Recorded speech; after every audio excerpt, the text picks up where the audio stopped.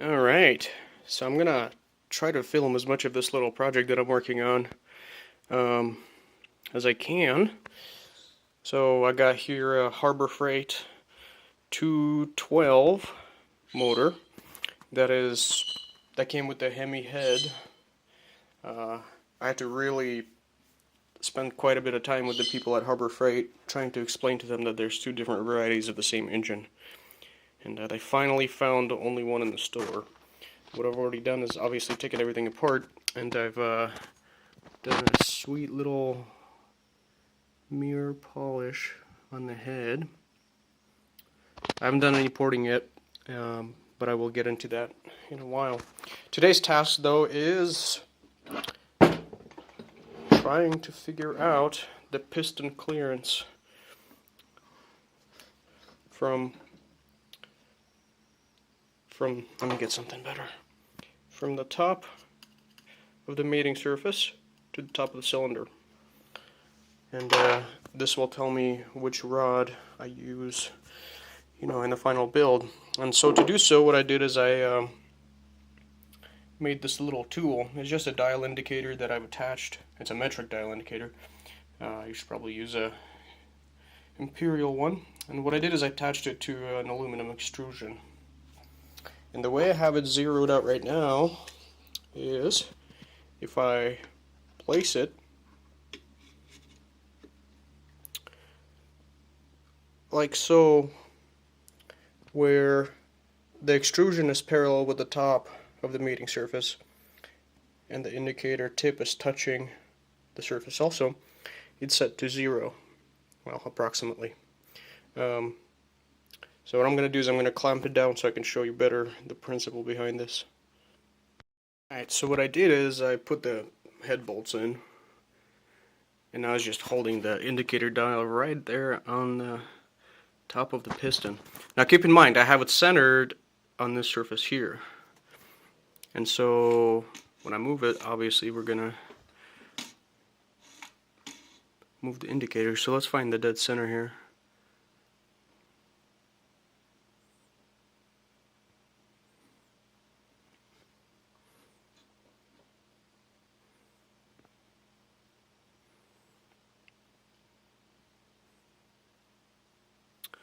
I'm showing right there, right there. And so what that looks like to me is I moved about 0.5 millimeter on the little dial right there. Sorry, it's all blurry. Come on, focus. Anyway, on the little dial I moved 0.5 millimeter. There we go. And then on the big dial I moved about 0.051, right? So it's 0.551 of a millimeter that I moved. Let me get back and figure this out. Correction, I actually measured 0.51 of a millimeter, and when I go into our trusty friend Google here, that ends up being exactly 0.02 of an inch between the top of the piston and the mating surface. Next up, I just wanted to kind of get some rough measurements on this head. I want to see how much that thickness is right there. And so, just as a very rough estimate, I'm going to square that end off as best I can. Bring my caliper down. I'm reading 0.148. I'll just go around. 148. 152.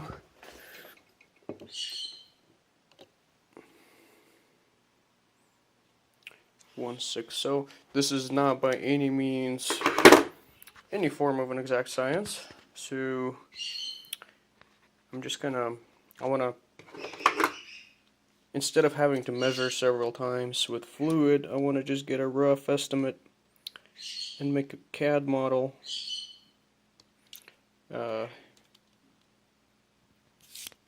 Make a CAD model of the head of that. What is it? It looks like the top of a sphere essentially. And now when I see just completely roughly how much machining off will remove in volume, just as a guesstimate.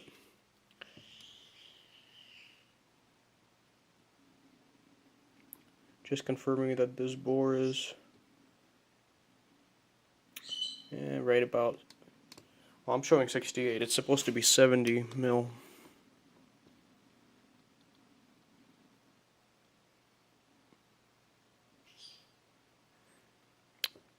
$69 millimeters. Heh, okay. Yeah, I'm just going to take one last measurement here. What I've done is I've set up a parallel with a fairly reliable thickness. Once again, this is not exactly rocket science here. Let me see if my calipers are zeroed. I'm just going to go down. Alright, to the middle. 15 point, let's call it 2.5 mils. Okay. Alright, so I've determined that the thickness of this quote-unquote parallel is about 4.9 millimeters. We established that the diameter of the bores, it's supposed to be 70 millimeters, but I measured 69. And so the depth of, what was it, 15.25 minus the thickness of our parallel, I say about 10.35 millimeter. Now, obviously, on the head itself, it's just the tip of a larger sphere. So I'm going to make a 3D model using 3 points to define the big sphere, and then I'll make that actually 3D, and then start taking slices off to calculate. Alright, so we're in Solidworks, and what I'm going to do is I'm going to essentially draw that tip of a sphere roughly, and then I'll adjust it so it's, because the head itself isn't quite sphere shaped, it has a little bit more of a defined curvature to it. And so I'm going to start doing a circle on the top plane, and then I'm switching over to the front plane, and I'll define the tip of the sphere, as I call it.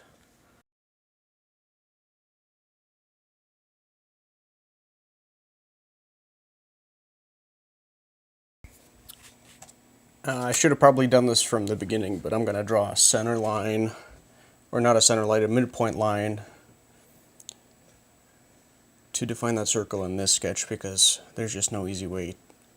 I mean, I'm sure there is, but right now there's no easy way to define the endpoints, or to click on the endpoints of the circle. So there I go. Oops, not centered. As I said, I'm no expert in SolidWorks, so I'm just kind of making this work as I go. Oops, not centered. One more time.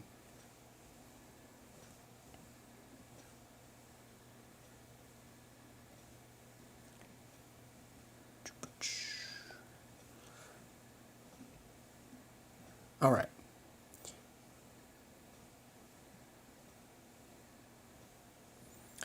So now, well, that's in the way.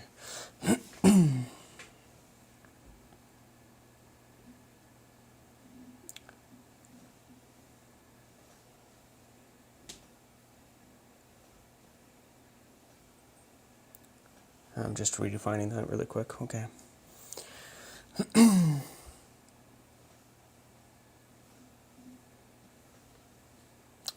Okay, so now I can use a 3-point circle to define the tip of the circle I was talking about. There we go. We're just going to trim all this extra stuff and that middle line.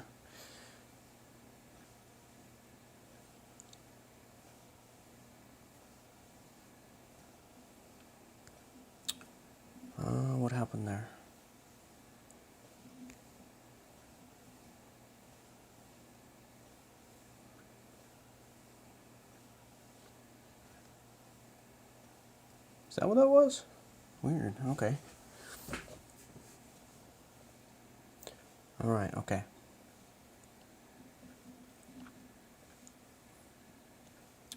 So now I'm gonna... Well... Yeah.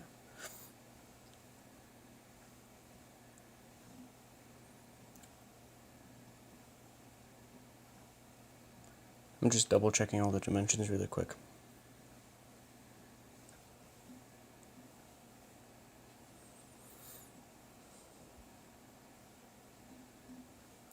Alright, now we're gonna try to revolve this feature.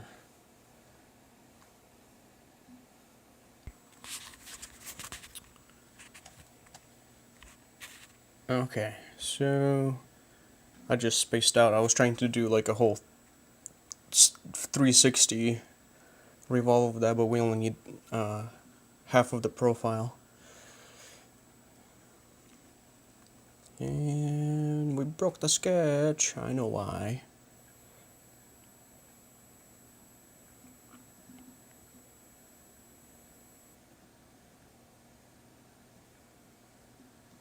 Alright. Alright, we can revolve that.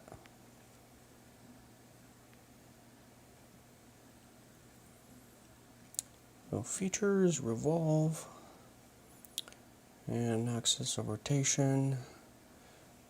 Bloop. Okay, there we go. We have our little head, cavity, sphere top, rough guesstimate. So it's actually the opposite of it. So it's if you would fill it with fluid, and that's the shape it would have. And so what I'm going to do now is I'm going to measure it to see what volume it has. And I think it's going to be off a little bit. I know the stock head for the Predator 212 is supposed to be 22. Please correct me if I am wrong. I've also never measured the volume. I know you can. Ah, there it is. Okay.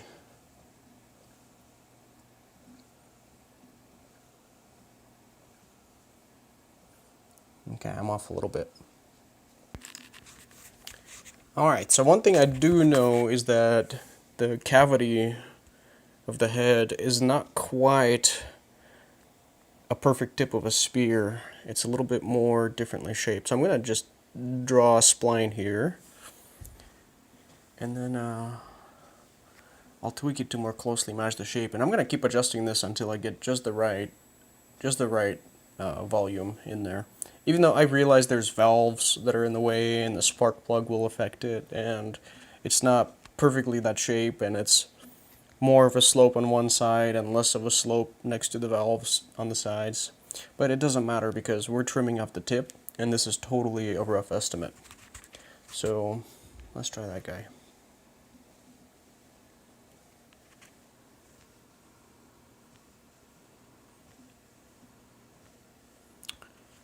Closer.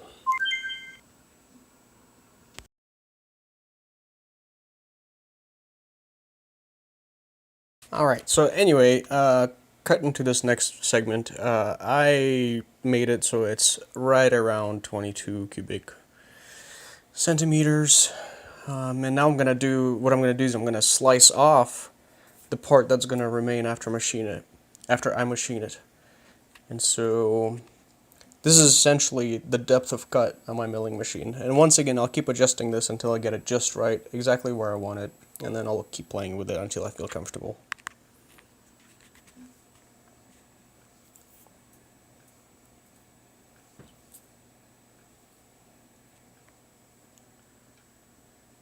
And I'm just going to do a really ugly, unmeasured, extruded cut in both directions with totally random lengths, and it will work just fine. Alright, so there's our slice. So that's essentially what will be removed on the milling machine. And now I can start measuring it and trying to get this just right. So 0.22 cubic inches. I eventually switched it to cc's, but I used trusty Google a couple of times. So 0.36. Oops.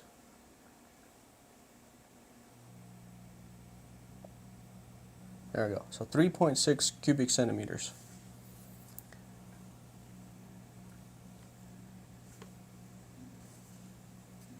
Alright. I could count, but I'm busy recording a video, so 22 minus 3.6.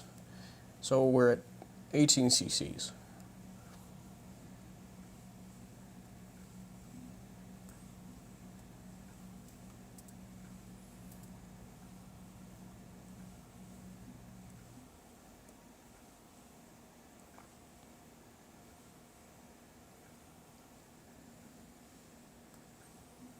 I originally planned to hit around 15 cc's, but when I actually went to machine the part, movie magic, it's completed now, but when I went to go actually machine the part, I decided to go all the way down and make it 14 cc's.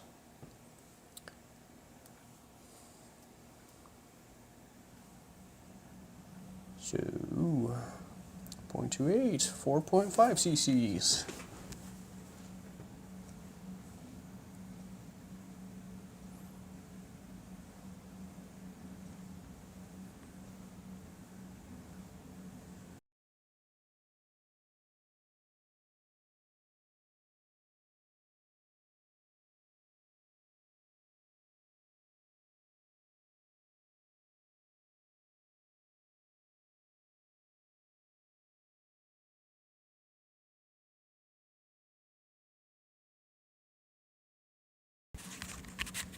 Alright, fast forward half a dozen tries, and I believe this is the last one that I did, or close to it.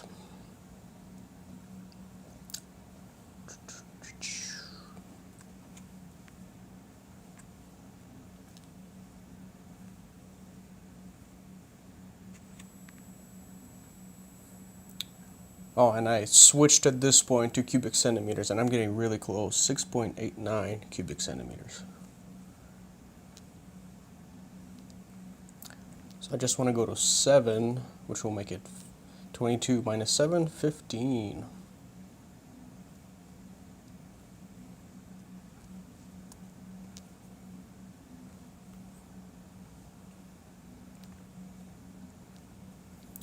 Seven. 0.05, but I'm not picky. So, we'll call that good. Alright. So, I have a really small milling machine. In fact, it's more of a router that I built myself. And I'm going to use this tool, which is a wood router bit, which you should never ever do, to machine the head. And so I've done my calculations now, and I'm estimating how much I need to cut to get about right around 15 cc's left in the head, which will never happen exactly, but you know, close enough for me. But anyway, so this tool, as you can see, it has carbide inserts, and so it will cut through aluminum just fine. We'll just have to take it really slow, and on the final pass, do really small spacing just to make sure that I get a nice and even surface, and then later on I will trim it down on a grinding block of sorts. So anyway, we'll see how it goes. Alright, so here's the plan. We have the Harbor Freight head in my milling machine. There she is. And I have used a dial indicator to make sure that it's kind of centered, or not kind of, that it's as centered as I could get it without getting it to fix strip lights or anything like that. And this is not the right way to clamp it down. And I keep saying that a lot. So what we're going to do now is we're going to turn on the machine. We're going to touch to get our 0. Right now we're centered, almost centered, around the cylinder. shape, and we're gonna try it. My biggest concern right now is that when this starts cutting, there's not enough clamping force holding this part down. But I'm gonna take it slow, and hopefully we can pull it off and take a layer off. If not, we can always reset and do it again.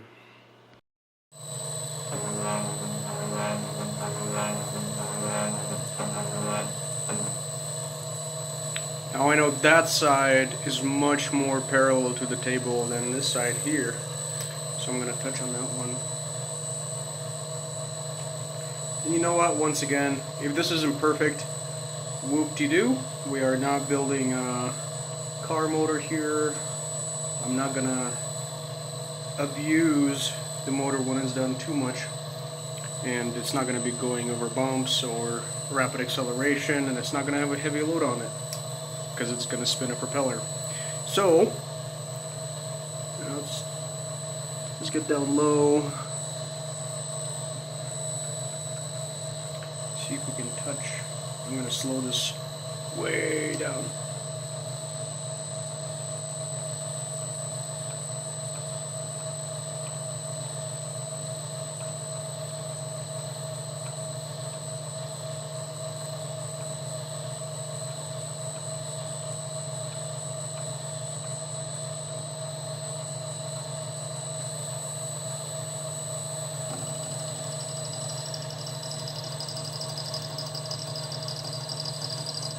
So we have touched. I'm going to go maybe just a tiny bit more.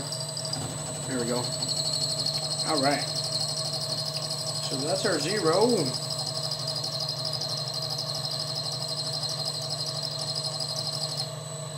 Back it off. Turn up the spindle. Alright.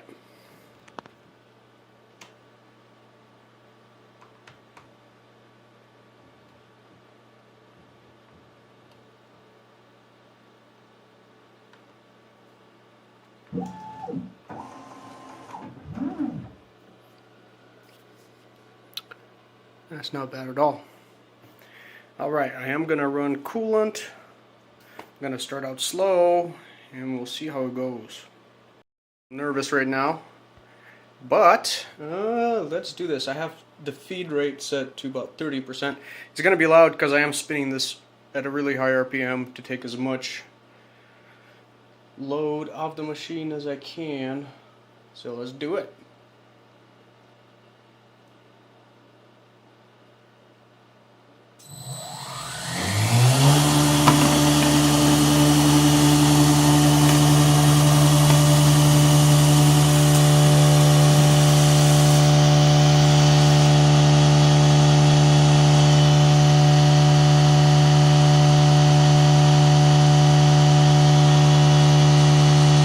This might not work.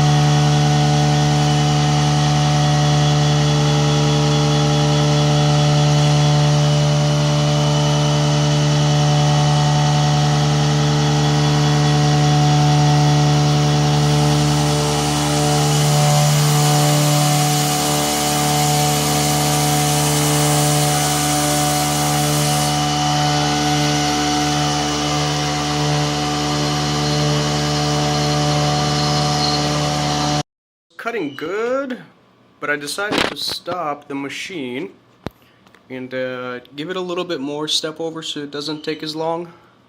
And then I also switched from conventional, because of that poor surface quality, to climb milling. And then I decided to take out the finishing pass because the flatness of that surface is very flat, actually. So I'm very happy with that. So let's do that again. Off one layer, and then I thought I was going to run into this, but I'm getting too close to the part. I have one more, essentially, about a 1/4 inch arc left to go, and it's just not going to fit. So I'll have to go tweak the program again and then do it one more time. So I went in and I fixed the whole machine entering from that side for some odd reason. And then I also went a little bit more aggressive, and I'm just gonna start at the height I'm already at, and then see if we can make this cut.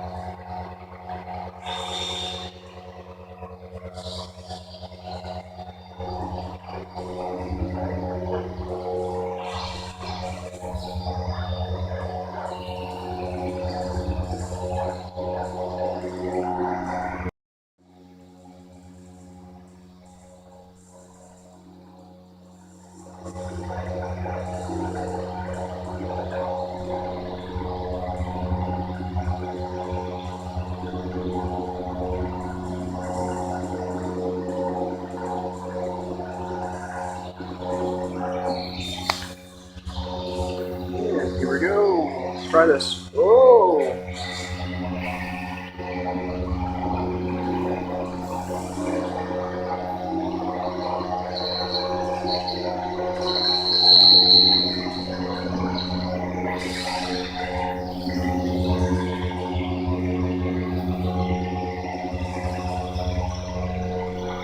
They're smoking.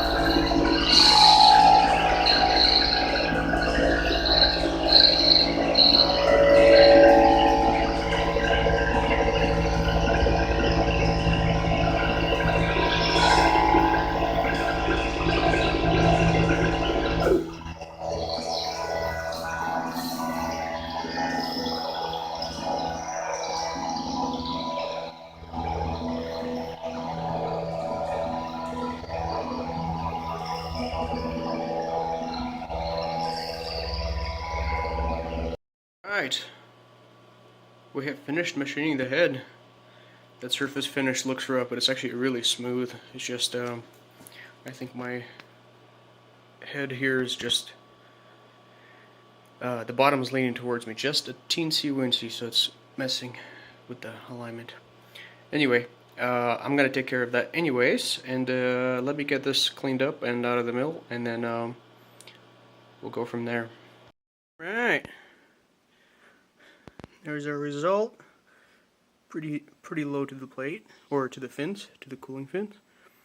Yeah, that surface finish looks rough, but I can't feel any of those ridges with my fingers. But just to do it right, I'm gonna do something extra special. Alright, so here's what we're gonna do. I got some metal grinding compound. I got this for doing the heads on my Subaru after my engine blew up and I had to rebuild it. And this is a piece of glass, and glass is really flat, so it's a really good surface to do this with. And I'm just going to apply a good amount of grinding compound to this surface here. And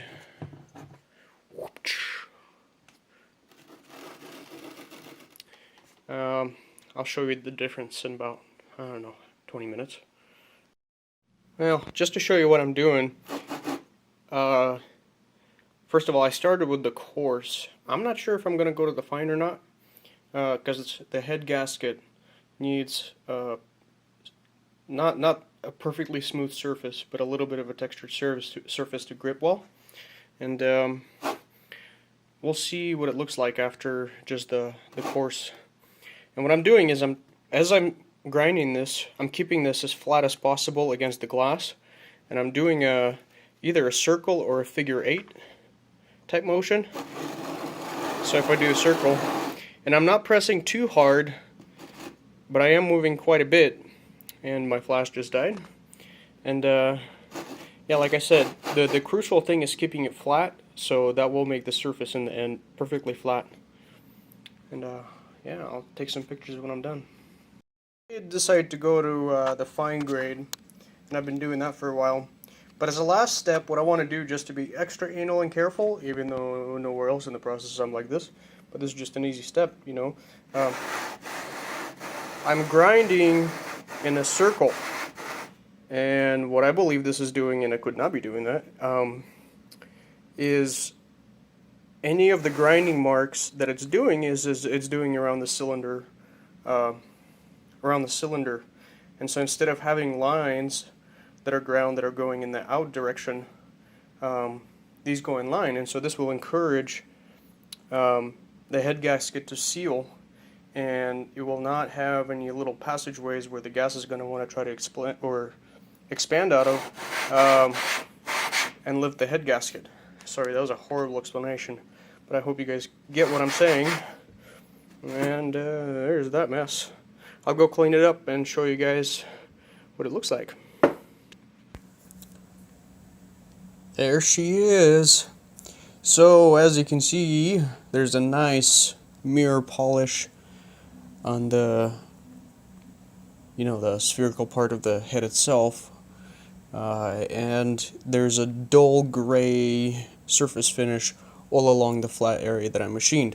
And what that means is, because there's no light spots or anything like that, except for you can see a couple of little scratches here and there, but I think that's from when I washed it. It's all a nice uniform gray finish, which means the grinding compound did its job, and that surface is perfectly flat now. And it's also just a little bit rough. It's not polished. It's, you know, it's got a rough texture to it, which means the head gasket is going to have more stuff to bite on. And I may do the same thing to the engine block. Just put it on its side and then, you know, do the same thing so the two surfaces are nice and grippy and we don't blow any head gaskets. And that's pretty much it. Thanks for watching. I'll be posting more videos as I do this build, and then what I'm going to be doing is building a paramotor that this motor is going to go into.